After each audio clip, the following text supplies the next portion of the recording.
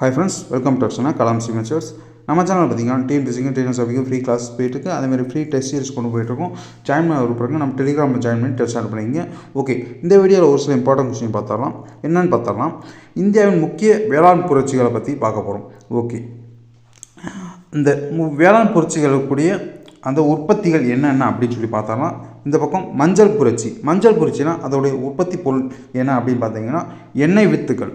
குறிப்பாக பார்த்திங்கன்னா கடுகு மற்றும் சூரியகாந்தி எப்படின்னு பாருங்கள், எண்ணெய் வித்துக்களை கொண்டு தான் பார்த்திங்கன்னா இந்த உற்பத்தியே பார்த்திங்கன்னா இந்த புரட்சியை பார்த்திங்கன்னா ஏற்படுத்தியிருக்கு. மஞ்சள் புரட்சினா எண்ணெய் வித்துக்கள், குறிப்பாக பார்த்திங்கன்னா கடுகு மற்றும் சூரியகாந்தி நோட் பண்ணிங்க. நெக்ஸ்ட்டு பார்த்திங்கன்னா நீல புரட்சி. இந்த புரட்சியை பொறுத்தவரைக்கும் பார்த்திங்கன்னா வேளாண் புரட்சியை பொறுத்தவரைக்கும் பார்த்திங்கன்னா நம்ம ஈஸியாக ஞாபகம் வச்சுக்கலாம். அதாவது மஞ்சள் புரட்சினா எண்ணெய் வித்துக்கள்லாம் பார்த்திங்கன்னா மஞ்சள் கலராக அந்த கலரில் லைட்டாக இருக்கும். அதேமாதிரி நீல புரட்சினா மீன்கள், அதாவது கடல் பார்த்திங்கன்னா என்ன கலரில் இருக்கும் பார்த்திங்கன்னா நீல கலர் நம்ம பார்க்குறதுக்கு தெரியும். ஓகே, அடுத்து பார்த்திங்கன்னா பழுப்பு புரட்சினா தோல்.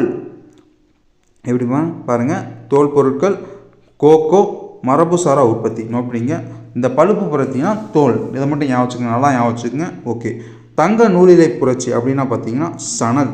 எப்படி பாருங்க, தங்க நூலிலை எப்படின்னா சணல் பார்த்திங்கன்னா நூல் மாதிரி தான் இருக்கும். அது என்ன கலர் இருக்கும் பார்த்திங்கன்னா லைட்டாக தங்க கலர் இருக்கும், அதை ஞாபகம் வச்சுக்கலாம். பொன் புரட்சினா பழம், தேன் மற்றும் தோட்டக்கலை பயிர். எப்படின்னு பார்த்திங்கன்னா பொன் புரட்சினா பழங்கள், தேன் மற்றும் தோட்டக்கலை பயிர் நோட் பண்ணிக்கோங்க. சாம்பல் புரட்சினா உரங்கள் நோட் பண்ணிக்கோங்க.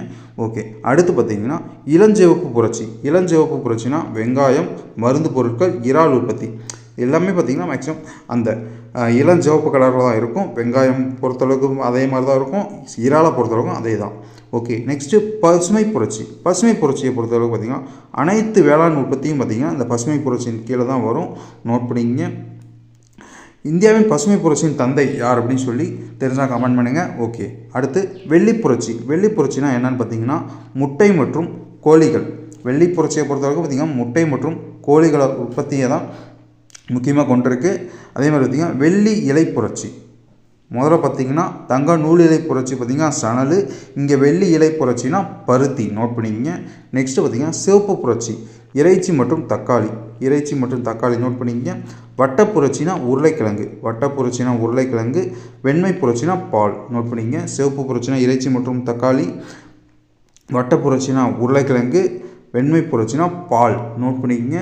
ஓகே ஃப்ரெண்ட்ஸ், இந்த அனைத்து புரட்சிகளும் பார்த்திங்கன்னா ரொம்ப முக்கியம். அதோட உற்பத்தி பொருளை நோட் பண்ணிக்க படிச்சுக்கோங்க. Okay friends, thank you.